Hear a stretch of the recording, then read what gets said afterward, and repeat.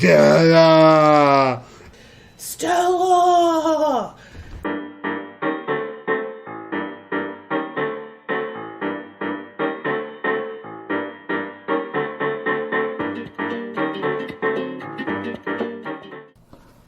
Alright everyone, welcome back to the Royville movie house. We have just got out of the theater and all of my popcorn is eaten. So let's get into our latest feature, a good movie this time, A Streetcar Named Desire. I just wanted to start off tonight by saying, please excuse our sniffles. We are fighting something off in the Roy household, so if you hear sniffles, coughing, or sneezing, just know we're here with you anyway. The things we do. Alright, so, that being said, let's get into our review. Alright, so, A Streetcar Named Desire was made in 1951. It was written by Tennessee Williams, both the screenplay and the original play that the screenplay is based on, with some help from Oscar Saul for adaptation for the big screen. It was directed by Elia Kazan. It starred Vivien Leigh as Blanche Dubois, Marlon Brando as Stanley Kowalski, Kim Hunter as Stella Kowalski, Carl Malden as Harold Mitchell. It had won 4 Oscars for its year. Vivien Leigh for Best Actress in a Leading Role, Kim Hunter for Best Actress in a Supporting Role, and Carl Malden, sorry, I keep making it a T, Malden as a Supporting Actor. It also won for Best Art Direction / Set Direction for a black and white movie. The synopsis, according to IMDb, reads, disturbed Blanche Dubois moves in with her sister in New Orleans and is tormented by her brutish brother-in-law while her reality crumbles around her. I figured that we would start this time, instead of starting with characters, we would start with the plot. Because with this movie, if we don't talk about the plot, we're going to get into it in the characters. Because this was a character piece. It wasn't anything exciting. There was no real fight scene type action stuff going on. There weren't huge world-changing revelations happening. It's kind of a small movie. So, the movie starts with Blanche arriving in New Orleans and having to ride the streetcar that has the name Desire on it that drives by her sister's house. The only time in the whole movie you see this streetcar and they named the movie after it. I'm just saying. But there was a big monologue at the end where Blanche goes on and on about how it was named Desire. That's true. And the whole movie kind of has this whole desire undertone. Well, yeah. So it's appropriate that they live along the desire line, I guess. I don't know what that would be. I don't know how streetcars are named. And if that's an actual real thing or something that Tennessee Williams made up, so that he could have a clever way of tying the overarching sort of theme of this play into something concrete in the play. So, she arrives, tells her sister that they've lost their country house, which I can't remember the name of. Good Lord, why can't I remember the name? Belle-Reve? Yes, Belle-Reve. Belle-Reve. Because it's the name of the insane asylum in DC Universe. That's how I remember. Well, maybe they took it from this play. Or maybe Belle-Reve's an actual place. I don't know. But they've lost their country home. Obviously, Stella and Blanche come from the southern aristocracy. But a family that's fallen on extremely hard times because Stella and Blanche are the only 2 left. Blanche was left back in Mississippi, which is where Belle-Reve is, to take care of mom and dad and other ailing family members, I'm assuming, because she kept talking about them dying, left and right. Dying. Death is expensive was another big monologue that Blanche talked about. Yeah, we don't know exactly why, but they allude to them having a big family, and they all passed away in various ways. So Blanche comes to stay with Stella in her hard times because the bank, I'm assuming, repossessed Bellerive because they talked about the bank when Stanley demanded the papers. So Stella explains to Stanley what exactly happened and why Blanche needs to stay with them for a little while. Stanley doesn't quite believe it. He thinks that Blanche is trying to cheat Stella because he needs to see the papers. He needs to see the paperwork. Where's the bill of sale because of the Napoleonic Code? He goes on about the Napoleonic Code quite a bit. Basically, that anything that's the wife's is the husband's and vice versa. And it was a big thing in the beginning because Stanley kept talking that the Napoleonic Code's a thing and he doesn't want to get on the hook for anything through her sister, and he brings it up quite a bit in the first half hour of the movie, and then you really don't hear about it again. Pretty much. Stella's pregnant, tells Stanley not to tell Blanche yet because Blanche is in a delicate state and Blanche doesn't need to know. And then what does Stanley do, Steve? Yeah, he tells her. He had one job. Yeah, well, you know. But anyway, so Blanche is happy, I think, in her over-the-top sort of... Blanche is extremely melodramatic. She's neurotic in that 1951 sort of way, where she talks very, very fast, and you don't quite know what's real and what's not, and what's her actually genuinely lying about and what she's actually deluded herself into thinking. So anyway, as the movie goes on, Blanche falls further and further into her delusions, neuroses, dementia, in the process, insanity. In the process, she does start dating Mitch, who is Stanley's best friend. And they seem to be getting on okay. But again, Mitch is just kind of a normal guy. And she is so over the top, melodramatic. Blanche was a teacher, an English teacher, so she knows a lot of poetry. And she told Stella that she voluntarily left the school before the spring term started. And she's going to stay in New Orleans with Stella and Stanley until she can figure out if she wants to continue to teach or not. Turns out, through the whole play, or sorry, I keep referring it to as play, but what we watched today was the movie. Through the whole movie, Stanley is doing investigative work on Blanche because a guy who knew Blanche came into the bar that he frequents. So, turns out that in order to pay for all these funerals in Bellerive, Stella wasn't exactly doing an honest woman's work. Is that how she paid for it? I thought that basically the fortune was eaten up and she had to survive. Maybe that's it. But I'm being delicate.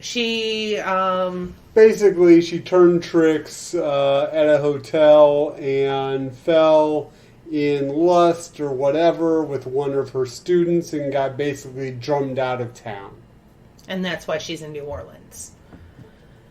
Stella doesn't believe Stanley because, well, Blanche is her sister.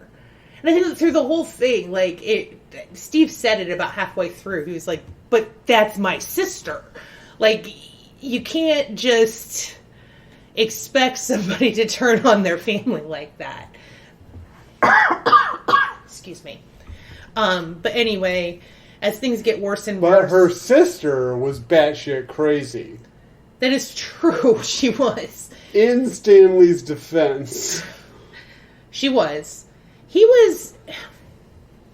I think I'll get into it in a little bit, but I genuinely think that we're led to believe that Blanche goes off the deep end because of Stanley bullying her. is what I think the play is supposed to be telling us. But I'm not sure that holds up.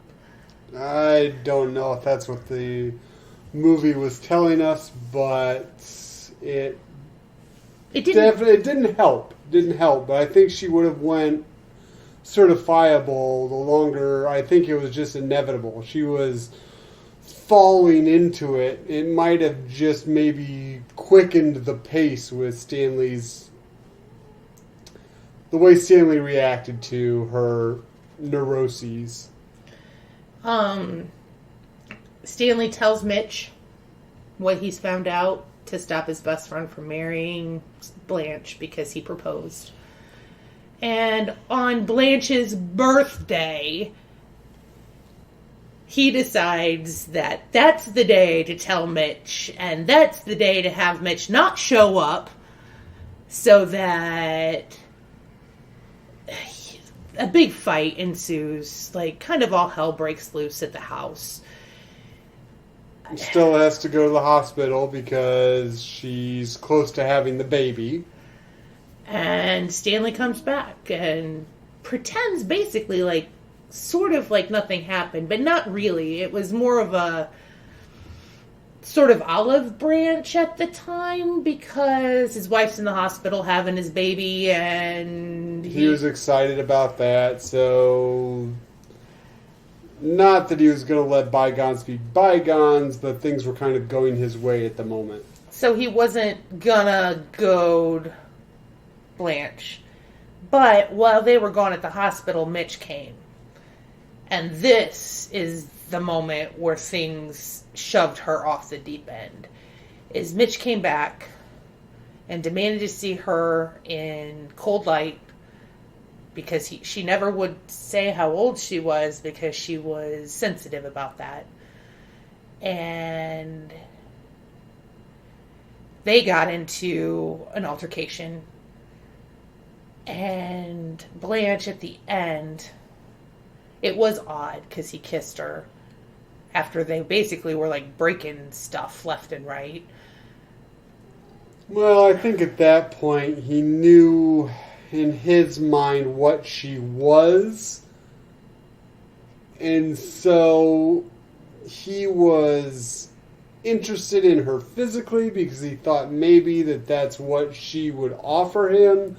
But the whole, because they were going to get married and it was going to be, she was going to get what she wanted and she was going to have a man to protect her and care for her, even though he was common, because that was the thing in the movie, that these men were common and her sister were of the aristocracy, of the rich.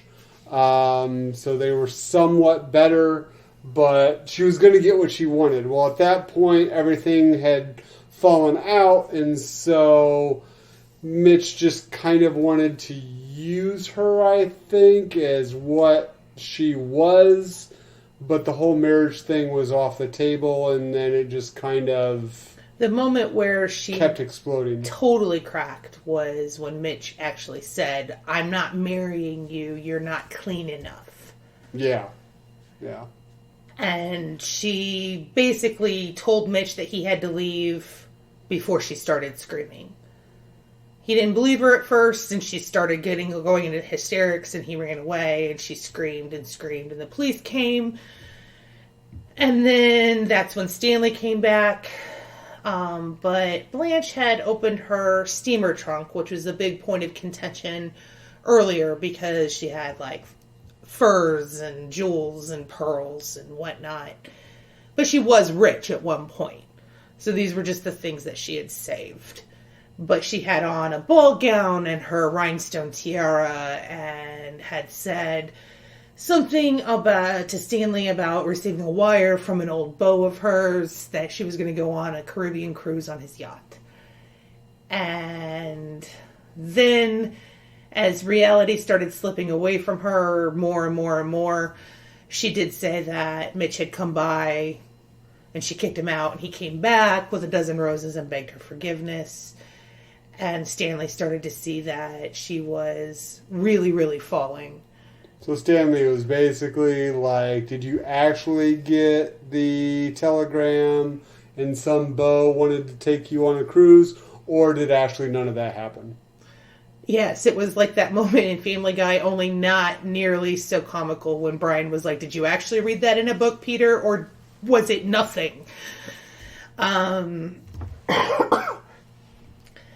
But in the process of it all coming apart, she started attacking Stanley, and he started attacking back. He basically was trying to rip the veneer off of her holier-than-thou sort of stance with him. And I don't know at the end what that scene really meant. Basically, she had like a broken bottle, and she was basically like going to cut him. And then Stanley says something to the effect of, all right, this is how it's going to be. Basically, let's dance.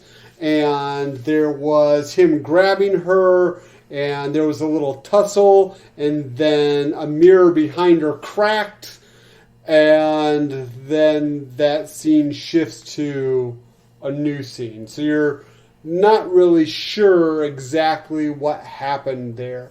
I assumed they just got into a big fight. Nothing more physical or intimate than that. Ellen thought that because of something that Stella says later, that she had to either believe Blanche or believe Stanley to stay with him. And Ellen thought maybe that it was a rape scene of some sort, which I really didn't get that. Yes, Stanley's not the greatest guy. He's kind of a shithead at times, but I would not have thought that that was anything like a rape scene or anything. I just thought that they got into a tussle, and because you saw him earlier in the film hitting a woman. He hit his wife once again. Kind of a dirtbag. But to say that it was kind of a rape scene, I just didn't get it. I just didn't. Well, the thing is, because it was so ambiguous at the end of it, it's up to the audience to decide whether Blanche, like, this was in Blanche's head, or if this actually happened, or if it was a combination of all of that. We don't know. That's true, though, now that I think about it, because you said that the mirror was fixed in the next scene. So was this actually something that happened? Or, and especially to the extent of what we see on film, or is it just Blanche's crazy recollections of what happened? And because the mirror was not broken, I honestly think that the stuff that she says Stanley did, the extent of that scene, didn't happen. Because at that point, at that scene, after Mitch left, Stanley gets home, Blanche has lost it. She is done. The mirror could just symbolize her her psyche. Yes, her shattered mind, yeah. So, very deep stuff. Not about streetcars. So the last scene is a poker night, and Blanche is in the bathroom once again, and they're coming to pick her up, to take her to the funny farm. I'm getting to that. And they're having a poker night. I'm getting to That's what I was like. Go ahead, sorry. Poker night, funny farm. So, Stella and the baby are back. Stella's taking care of the baby. The upstairs neighbor is there to check on Stella and Blanche. Or at least that's what we're led to believe at the beginning of the scene. She's asking how Blanche is. Well, Blanche, in order to calm her nerves, takes hot baths. So she was taking one of her hot baths and had shampooed her hair. And Stella told the upstairs neighbor to tell her how nice she looks when she gets out. And so they're getting her dressed. She thinks she's going on this cruise that she's made up. And yes, as Steve said, the people come to take her to the funny farm. I shouldn't say it like that. That's really... But the people come to take her to the hospital, to the insane asylum. And Stella's struggling with this. This is her sister. And yes, this is where that line happens. Stella says something to the effect of, in order to stay with Stanley, I can't believe her story. Because of whatever Blanche told Stella happened. So they get her into the car. Blanche says the second most famous line from the movie, which is she's come to rely on the kindness of strangers. And the doctor escorts her out as if she's the Queen of England. And they get into the car and they drive away, leaving Stella and Stanley, and Stella really resentful of her husband, whether it's because she's resentful because he made her send her sister away, or because he's actually kind of a wife-beating dirtbag, and now she has a baby to look after. But basically we're left with her leaving Stanley and saying it's for the last time. And that's the end of the movie. So, like I said, it's not earth-shattering action. And it really only deals with a small group of people.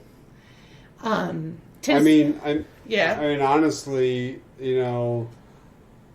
this is very pivotal for the characters in the movie, but you go, for example, it's set in New Orleans, you go 2 blocks away from this, nobody knows what's going on. Except for that hot dog salesman. Well, except for the hot dog salesman. But, you go 2 streets down and nobody... so this is definitely not earth-shattering. This is a character piece about basically 4 to 5 people. Right. So, that being said, that's the plot. Beginning to end. The characters... Vivien Leigh did a really great job with Blanche. The problem that I had with it is that this plays a family melodrama. The melodrama has to come from somewhere. And pretty much in this story, it's Blanche. Blanche is over the top. And it's because she's losing it. She's losing her mind, and she's desperately grabbing on to whatever dignity she still has. Well, do you think it's over the top, though, too? Because it's a movie from the 40s? 50s? Well, even that, though. The acting is different, obviously, than a modern movie. So do you think part of that over-the-topness is the time it was made? Oh, it's very possible. It's very possible. But she has these grandiose monologues. You can definitely tell that this is a stage play that was adapted for the big screen, because they left some of those really big, dramatic, mellow monologues in that happen on stage all the time, and I wouldn't even blink an eye at that. But in a movie, it's not that they're out of place, but unless you're watching a Shakespearean movie, they're really not used that much now. Yeah, true. You get the let's do it for the Gipper pep speech and all of that, but it's usually, I don't know, those speeches are usually 4 or 5 lines long. These were full-on monologues, probably full pages at a time. But Vivien Leigh did a really great job, I thought. She was sympathetic to as much as she could be. Well, she was sympathetic to me until you really started to see what the picture was. But then she became sympathetic again based off of the extent that her mind had started to work against her. Yeah. I thought especially the scene with Mitch and then the scene with Stanley, the scene before Mitch even gets there, and she's or after Mitch leaves, and she had basically lost her faculties. At that point, there was no, I think, going back for her. And you really saw it in the scene. Like, I did not realize how drawn in, and this movie is from the 50s. I'm a modern guy. I have trouble watching older movies. Now, granted, that being said, some of my favorite movies are older movies, but there's definitely a difference in the film and the way people acted back then. But I was really being drawn into Vivien Leigh's performance and the kind of peek into what's going on in Blanche's head at that moment. I was really drawn into that scene, and especially between Vivien Leigh and Marlon Brando when Stanley comes in, and just seeing, her reactions and how the scene plays out, and especially after Ellen and I are kind of talking about it, seeing that it might not have been real. What we were seeing might have just been in her mind, and it is a very powerful scene of mental disability, I think. And I don't want to try to make a light of that at all, seeing how it's just a film, but it really drew me in. It really drew me in. And I don't know what else more to say about it. It's fine. I did have a hard time until they started maybe not doing her makeup, because I had a hard time seeing her as being old or anybody who needed to be sensitive about her age until basically that scene, until her birthday. I think that they either did minimal makeup on Vivien, so we're seeing almost her naked face when she's under the light, or they didn't do some sort of eye makeup.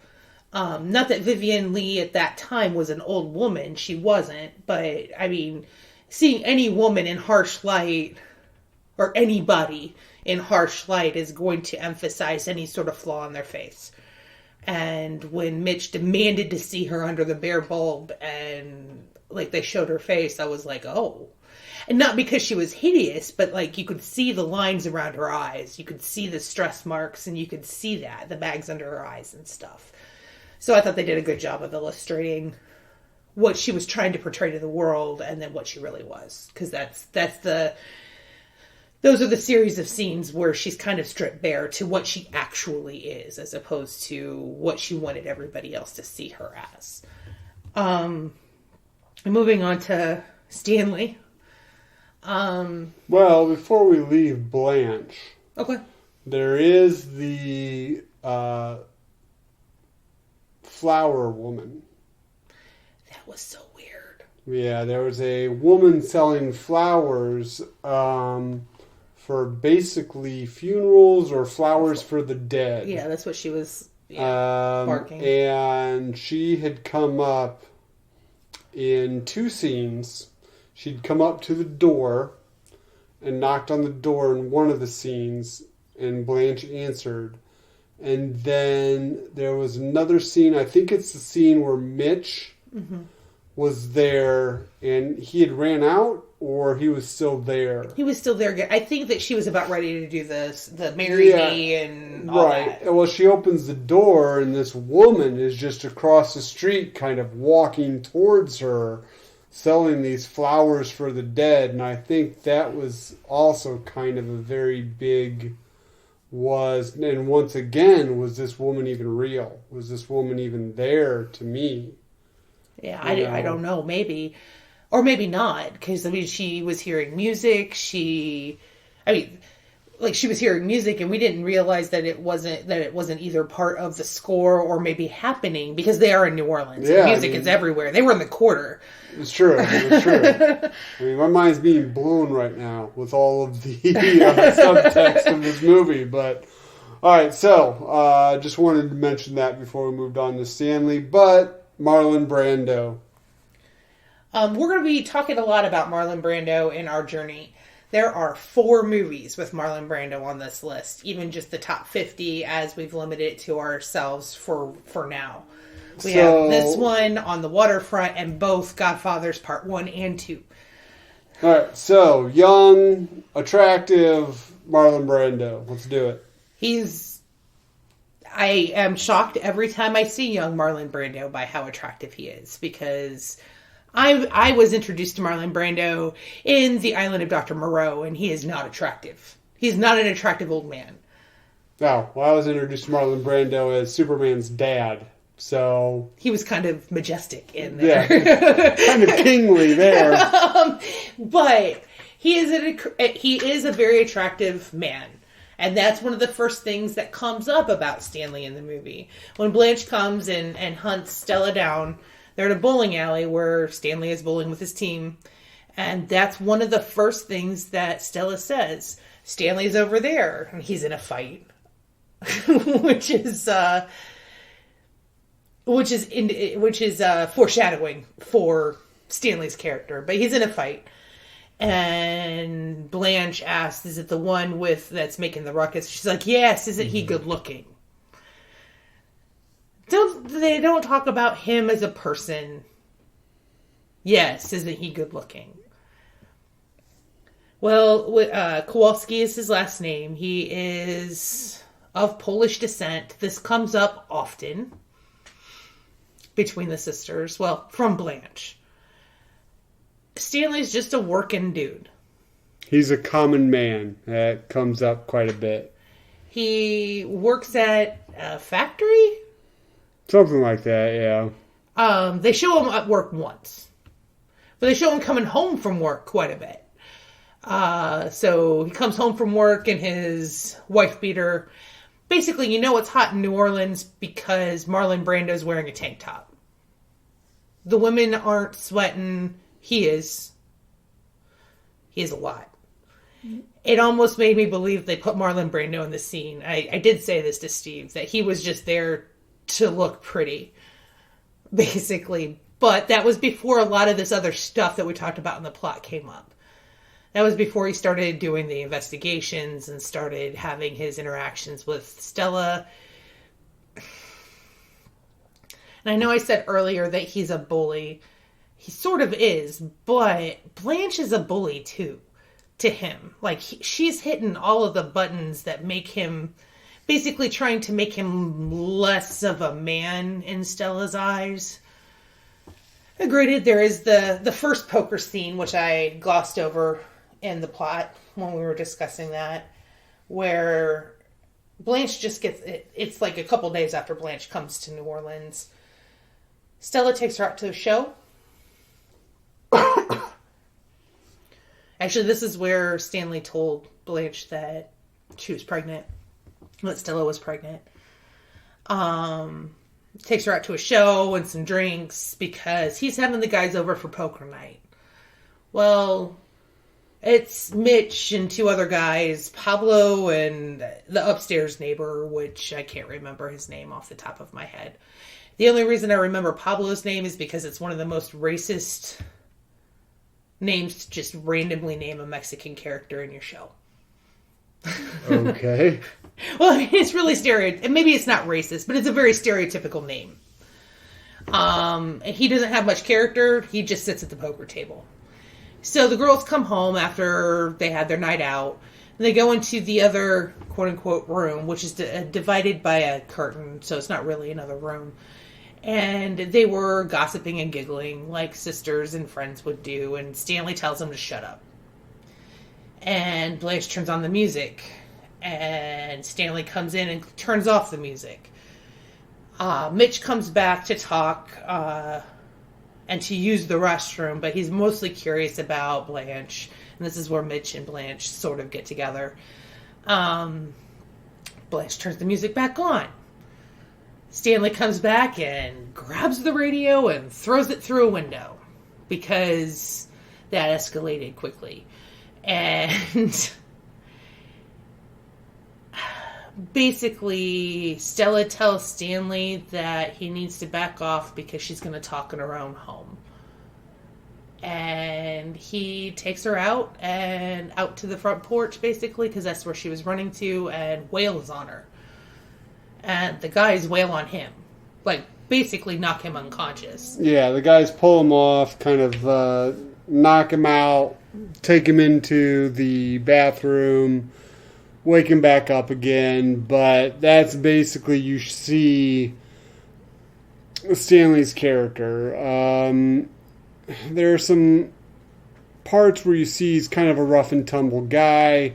He is aggressive. He is somewhat angry in the beginning. You can tell that he cares for Stella. You can tell that Stella cares for Stanley. But it is very a toxic relationship. Yes. But really,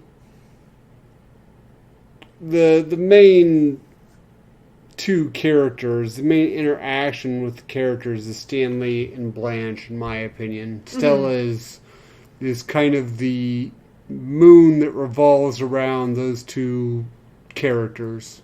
Yeah, she's trying to keep her sister happy and trying to keep her husband happy, and she can't keep both of them happy at the same time. Because she just can't. But Stanley, that's also what we were talking about. The poker night is also the famous scene with his torn shirt fresh out of the shower. So he's all soaking wet with his torn shirt. So his rippling back muscles are on display more and more as the scene goes on. And he goes out to the courtyard and yells up to the upstairs neighbor where Stella is stashed. And yells, "Stella!"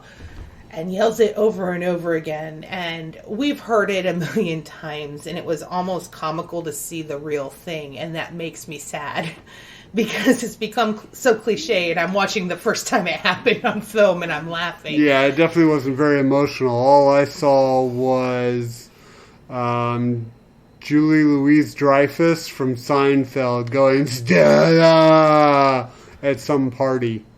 So, yeah, did not have the impact that probably it originally did in the 50s. And I was a little sad that I didn't have that initial reaction to, the emotion to it.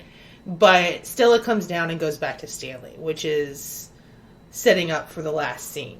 But basically, Stanley, he does care about his wife.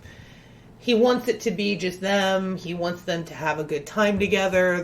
He wants them to be happy together, and he can't see them being happy together while Blanche is there. So he's trying to get rid of Blanche. And the guy who comes into the bar happens to give him the ammunition he needs to get rid of Blanche. And he jumps all over that. And is obviously a very resourceful man. Because this was at a time where there was no internet. So he was on the phone a lot. He was talking to people that he knew. Because Stanley knew a lot of people. He knew a lawyer. He knew a guy who was in the furrier business. He knew a guy who was a jeweler. Yeah, it seemed like it was really, really easy for him to dig up information on Blanche. But, whatever. It was just part of the movie. Moving on to Stella Kowalski. We already kind of said that. Like, she was kind of the... Actually, she was kind of the... I hate to call people plot devices, but Stella kind of was. She was the thing that brought the two forces that were Blanche and Stanley together.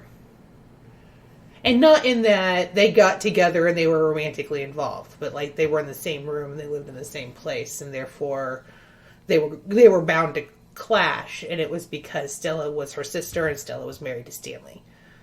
And it's not that Stella didn't have a character. She was tough, and she had left that aristocracy stuff behind her. She seemed pretty common as well, quote-unquote common. She enjoyed being at the bowling alley. She was drinking soda pop. She was, like it wasn't... She had left behind her the snooty upbringing that Blanche was desperately trying to hang on to. Whether Stella did that out of self-preservation or if it was a choice because she had met Stanley and Stanley was good looking and showed interest in her, I don't know. So that's Stella. And then there's Mitch, Mitch is the the guy in the group that's the nice guy. And I don't mean nice guy in quotes, like wears a fedora and lives in his mom's basement. But he did live with his mom, though. But she was ailing, so... He was taking care of his sick mother. Yes.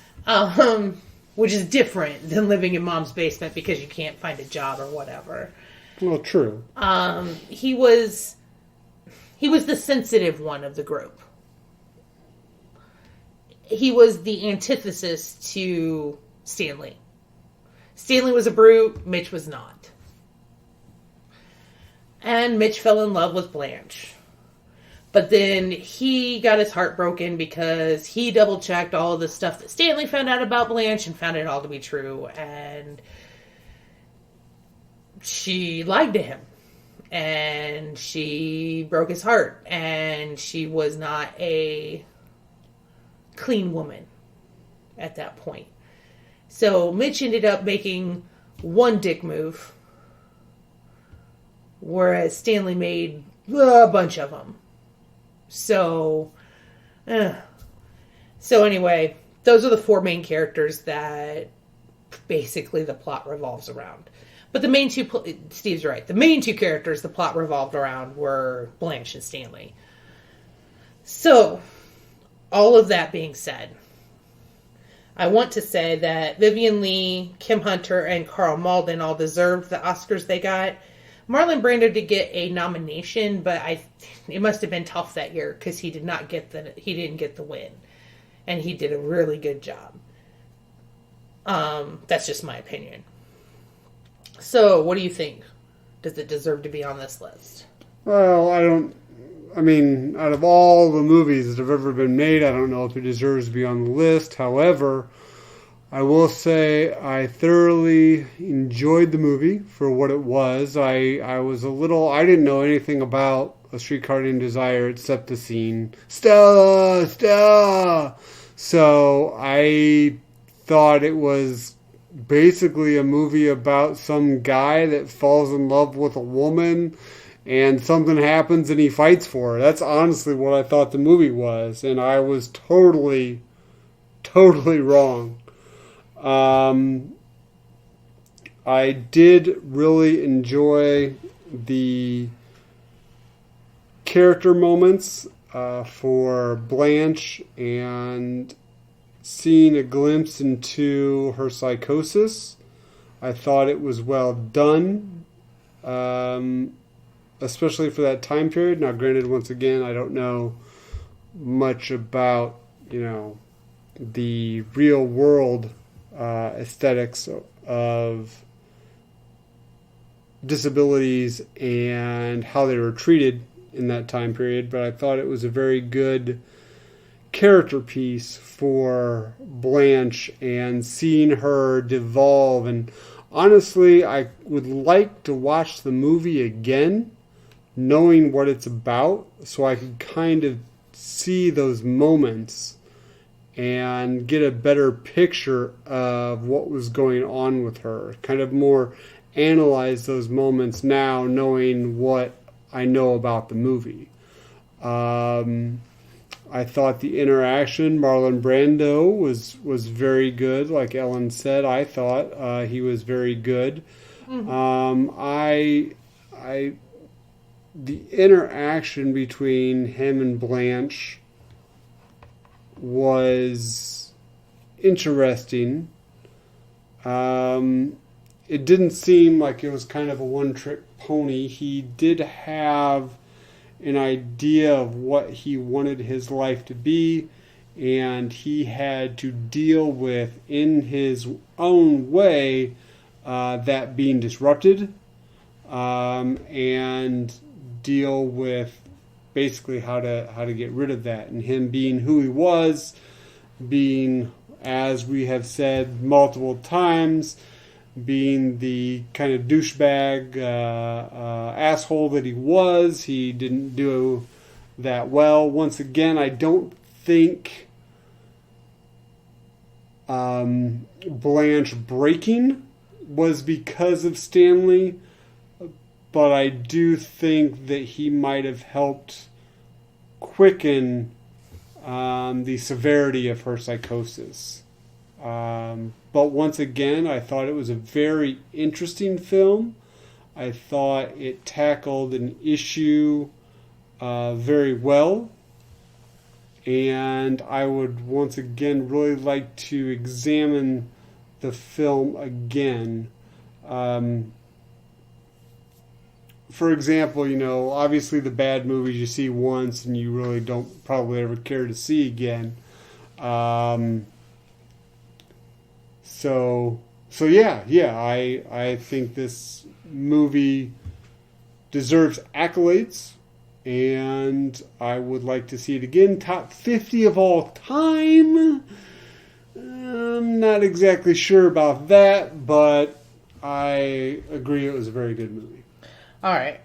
I think that it's on the 50 at the top of the top, at the top of the list. Or it's not at the top. That's Citizen Kane, and we'll tackle that later. But in the top 50 as opposed to just in the top 100 or just a good movie that has longevity.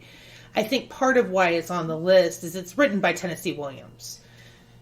Tennessee Williams, Arthur Miller, and Eugene O'Neill are the three playwrights that, when you study both English and drama, those are the three playwrights that developed the storytelling styles of the 20th century storytelling on stage. Arthur Miller with Death of a Salesman and The Crucible, Eugene O'Neill, he wrote Long Day's Journey into Night and The Iceman Cometh. Tennessee Williams wrote The Glass Menagerie, Cat on a Hot Tin Roof, A Streetcar Named Desire, and like a whole bunch of other stuff. They're all three very prolific.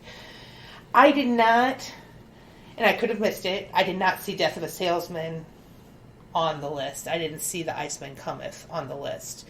So I think in order to kind of represent that crossover between Broadway plays, not musicals, but plays, and in Hollywood, they had to put something like this on there. It could have been Cat on a Hot Tin Roof. It could have been The Glass Menagerie, because they're both made into movies as well. That I don't know. I've never seen the movies. And the most I know about The Glass Menagerie is that my drama teacher, or drama director in high school, always threatened to do The Glass Menagerie, and other people were like, no! But, so I've never read The Glass Menagerie, and I've never read Streetcar Named Desire, and I have seen Cat on a Hot Tin Roof a long time ago. So, from what I understand from just reading reading biographies about Tennessee Williams, is that most of the time, this is the kind of style they're looking at. It's a melodrama sort of thing amongst a small group of people. It's not earth-shattering action like Lord of the Rings. It's a family drama, it's a group of people, it's a marriage, it's small. So I think in order to get that style represented on the list, they had to put something up there, and I think A Streetcar Named Desire is just as good as any of them.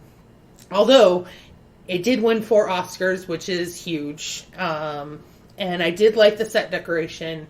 I thought the movie looked really nice. It was in black and white, so you didn't get a lot of drama from the color, but you definitely felt the heat. You definitely felt kind of the squalor. I mean, they weren't dirt poor, but they were poor. It's almost like when you see the apartment of the honeymooners, you know exactly what level of income they have. Their apartment definitely, and the courtyard and everything that they filmed in, which, by the way, there was only like 2 scenes that didn't take place, either in the apartment or the courtyard. It was the bowling alley and the date scene. Well, and the work scene. Oh, yeah, work. Yeah, most of it was around just that area. So, I mean, you definitely got almost the claustrophobic sort of feeling that they must have been feeling with 3 people living in 2 rooms. Definitely came across visually. So I think it deserved to be on the list. I don't know about top 50 either, but I haven't seen the rest of these movies. Well, most of the rest of these movies that we're going to go through. So there's that. But that being said, Streetcar Named Desire, thumbs up for me. Oh, no, I really enjoyed the movie, especially after figuring out what it was about. And thumbs up for me. Would like to see it again. All right, so next week we go the other way, and we get to watch EEGAH, about a caveman. So that's next up. I assume that's a bad movie? It's a bad movie. All right. Well, it looks like the lanterns are being lit on the streets of Royville, so that must conclude our review. That was our review of A Streetcar Named Desire. If you have any comments or questions, please put them in the comments below. If you liked this review and would like to listen to more of them, either the ones we've done already or the ones we will do in the future, please hit subscribe. And until the next movie, have a good night. Bye.